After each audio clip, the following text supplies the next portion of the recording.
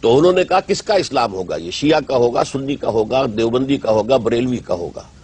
تو سن 50 میں پھر جملہ مکاتب فکر کے چوٹی کے علماء، شیعہ چوٹی کی قیادت، اہل حدیث چوٹی کی قیادت، جماعت اسلامی کی چوٹی کی قیادت، دیوبندیوں کی چوٹی کی قیادت، بریلویوں کی چوٹی کی قیادت، ان سب نے 22 اصول دے دیے کہ یہ دستور ہمارے لیے یہ متفق علیہ ہے، ہمارے اختلاف کو بنیاد مت بناؤ، تم نہیں چلنا چاہتے اسلام کی طرف لیکن تم ہمارے اوپر الزام دینا چاہتے ہو تو یہ لو، یہ 22 اصول ہم دے رہے ہیں، متفق علیہ دستور بناؤ۔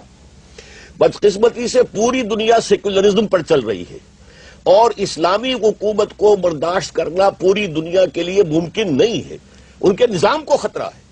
آخر یہ جو کچھ USSR سے ساری دشمنی ہو رہی تھی تو مذہبی تو نہیں تھی، وہی کرسچنز ادھر تھے، وہی کرسچنز ادھر تھے، نظام تھا پولیٹیکل سوشو اکنامک سسٹم جس کو کہ ویسٹ برداشت کرنے کو تیار نہیں تھا۔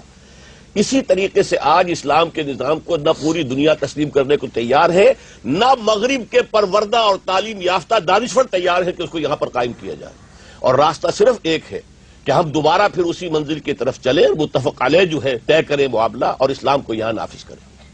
جی وہ پیچھے جو حجاب میں خاتون ہے وہ سوال کرنا چاہیں گی؟ جی سینیٹر صاحب سے میرا سوال ہے کہ انہوں نے رینیسنس کی بات کی، آپ نے کہا کہ جب انہوں نے اپنے مذہب کو ایک طرف رکھا تو ان کی ترقی ہوئی، لیکن اب جو ہم ان کے ریزلٹس دیکھ رہے ہیں، جو مورل بینکرپسی اور جو ان کی فیملیز ڈی جنریٹ ہو رہی ہیں جس طرح سے، تو اور ان کی جو ترقی وہ تو انڈسٹریل ریولیوشن تھی، وہ اکنامک ترقی کو اگر ہم مذہب کی وجہ سے ہم سمجھیں کہ یہ ترقی ہماری مذہبی وجہ سے رکی ہوئی ہے، اور کیا ہم اس طرح کی ڈی جنریشن اپنی سوسائٹیز میں چاہیں گے کہ جس پوائنٹ یہ ہے ڈی جنریشن کی بات نہیں ہے، ایک احساس آزادی اور آزاد جبر میں کبھی بھی پرورش نہیں ہوتی تخلیقی عمل کی، یہ ایک مسلمہ حقیقت ہے۔ کوئی بھی معاشرہ ہو جس میں جبر ہو اس میں تخلیقی عمل دب جاتا ہے، جب اور کوئی بھی معاشرہ ہو جس میں خواتین کو مکمل آزادی نہ ہو عملی زندگی میں برابر کا حصہ لینے کی، وہ معاشرہ کبھی بھی ترقی یافتہ نہیں ہوا۔ دنیا میں کوئی مثال آپ مجھے نہیں دے سکتے۔ تیسری بات یہ، فرقہ واریت وہاں پر بھی تھی، پروٹیسٹنٹ وہاں پر بھی ہیں، رومن کیتھولک وہاں پر بھی ہیں، ہندوؤں میں بھی فرقے ہیں، بدھسٹ میں بھی فرقے ہیں، یہ اور میرا تو کہنا یہ ہے کہ دیگر اور مسلمان ممالک میں بھی شیعہ سنی اور دیگر فرقے وہاں شافعی حنفی سب وہاں پر رہ رہے ہیں پرامن طریقے سے۔ یہ لعنت میرے پاکستان میں کیوں ہے؟ تو اس لیے ہے کہ یہاں پر مذہبی جنونیت کو پھیلایا جا رہا ہے کہ جی اسلام نافذ کرو اور جناب مذہبی جنونیت، انتہا پسندی، ویڈیو شاپ پر حملے، یہ نہیں کرو وہ نہیں کرو، ہر طرح کا جبر میرے معاشرے میں ہے، اس لیے ہم ترقی نہیں کر پا رہے اور قتل و غارت گری کی جانب راغب ہیں۔ نیکسٹ کوسچن جی محسن نقوی صاحب اور اسرار صاحب سے میرا یہ سوال ہے۔ اسرار صاحب نے جو ہماری سوسائٹی کا سولوشن نکالا تھا فرقہ واریت ختم ہونے کے لیے، اسلام اور قرآن، تو میرا ان دونوں محترم عالمین سے سوال یہ ہے کہ آپ اگر اسلام کی ہسٹری پہ جائیں تو ہمارا اسلام جو ہے وہ ایک شخص کو فالو کرنے کو کہتا ہے، نبی کریم صلی اللہ علیہ وسلم آتے ہیں اور ہم ان سب کو فالو کرتے ہیں، اس کے بعد امامت خلافت والے فالوورز پیدا ہو جاتے ہیں، ابھی ہمارے فالوورز آپ جیسے علماء دین ہیں، تو آپ اسلام اور قرآن کی بات کرتے ہیں، تو آپ یہ بتائیں کہ ہم کون سے اسلام کو فالو کریں؟ اگر ہم اپنی شیعہ اپنے علماء کو فالو کریں، سنی اپنے علماء کو فالو کریں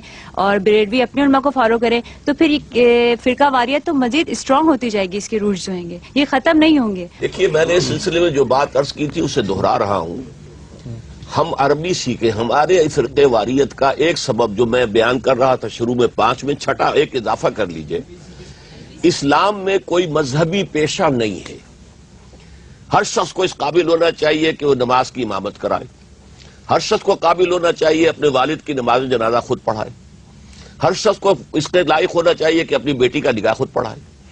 ہم نے اجمیوں نے، چونکہ عربی ہم جانتے نہیں، تو ہم نے ایک مولوی پروفیشن کریٹ کر لیا ہے، اور جہاں بھی پروفیشن ہوتا ہے تو پروفیشنل رائیولری اس کے اندر آ جاتی ہے، اور چونکہ عوام جو ہے جو اصل سورس ہے قرآن اور حدیث تک پہنچ نہیں سکتے، عربی زبان جانتے نہیں۔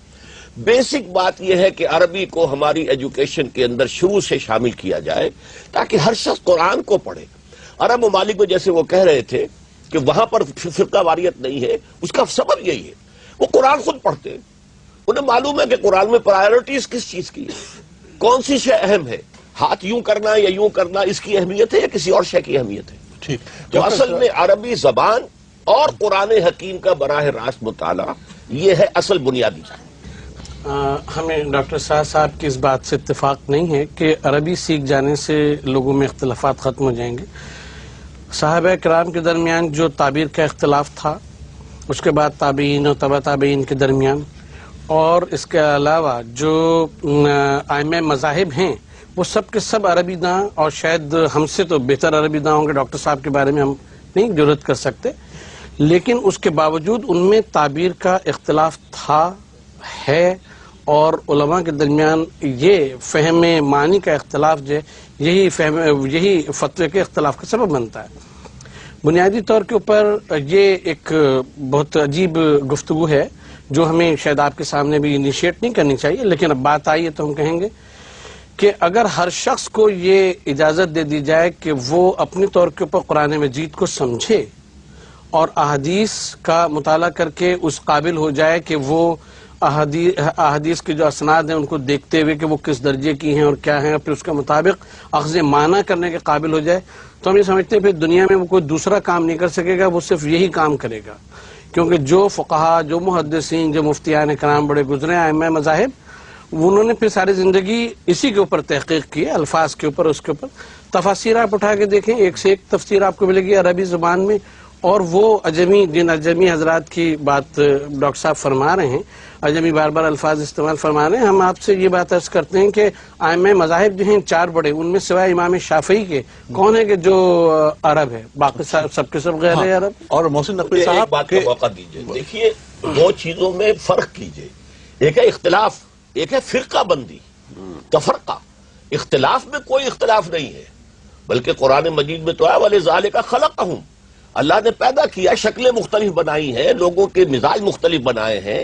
یہ جو گونا گونی ہے اس کائنات کے اندر، یہ در حقیقت اس کائنات کا حسن ہے. اختلاف اپنی جگہ پر ہے، تفرقہ ہو کر کہ کوئی ایک کو کافر کہے، دوسرا دوسرے کو کافر کہے، اور من دیگرم تو دیگری، یہ نہیں تھا ان کے اندر. اور یہی چیز آج بھی عرب ممالک میں نہیں ہے، اس لیے کہ وہ کم سے کم قرآن مجید حدیث کو خود پڑھتے ہیں، تو انہیں معلوم ہے کہ کیا چیز اہم تر ہے اور کیا چیز سیکنڈری اہمیت کی ہے، ٹرشری اہمیت کی حامل ہے. ٹھیک. اچھا، آپ کی اس بات پر کہ عربی جاننا چاہیے مسلمانوں کو، محسن نقوی صاحب اس بات سے خلاف کرتے ہیں، جبکہ ڈاکٹر صاحب آپ یہ فرمائیے کہ امام شافعی نے یہ فرمایا کہ ہر مسلمان پر عربی کا علم واجب ہے. میں اس سے متفق ہوں، ہر پڑھے لکھے انسان پر. یعنی اگر کوئی بالکل دیہاتی ہے بیچارہ جس نے نہ اردو پڑھی نہ کچھ اور پڑھا تو اس کا معاملہ اور ہے. ہر پڑھے لکھے اور صاحب استعداد مسلمان پر لازم ہے کہ عربی زبان سیکھے. اچھا، اس لیے کہ قرآن عربی ہے. ٹھیک. اس موضوع پہ ہم احمد جاوید صاحب کی رائے لیتے ہیں. احمد جاوید صاحب، میں تو خود ہی عربی نہیں جانتا. نہیں، آپ یہ فرمائیے کہ عربی جان لینے سے ہمارے بہت سارے جو مسائل ہیں عجمی ہونے کی وجہ سے ہاں، کیا دور نہیں ہو سکے؟ دیکھیں، دین ایک ڈسکورس ہے، اور ڈسکورس کا پورا فہم جو ہے اس کی تاثیر محسوس کیے بغیر نہیں ہوتا. تو آپ اس ڈسکورس کی زبان کو اگر نہیں جانیں گے تو اس کی تاثیر کو اپنے اندر جذب کرنے سے قاصر رہیں گے. لغت اس تاثیر کا بدل نہیں ہے. ٹھیک. یا ترجمہ. اور اس سے ہمارے جو فرقہ واریت جو ہمارا آج کا موضوع ہے اس کو کم ہونے میں، اس کی شدت میں کمی ہوگی، کیونکہ دین پھر تاثیر بن کے میرا مزاج متشکل کرے گا، تو اس مزاج میں وہ ایک وسعت ہوگی. بہتر. جی، آپ سوال کیجیے. میرا سوال مولانا اسرار صاحب سے ہے. سر، میں آپ سے پوچھنا ہی چاہتا ہوں کہ مذہب اسلام اور پاکستان میں مسلمان کی تعریف کیا ہے؟ سمپل سے یہ سوال ہے، ذرا پلیز اس کے اوپر ذرا روشنی ڈال دیں. ذرا مسلمان ہر وہ شخص ہے کہ جو اللہ پر، اس کی صفات پر، اس کے اسماء پر، انبیاء پر، رسولوں پر، کتابوں پر جو بھی آئی ہیں، اور بعث بعد الموت پر، جنت اور دوزخ پر، حساب کتاب پر، ان پر ایمان رکھتا ہو اور اس کا اعلان کرے. جی، آپ فرمائیے. جی، میرا سوال تمام پینل سے ہے. تھوڑی دیر پہلے خطبوں فتووں کے اوپر بات ہوئی تھی.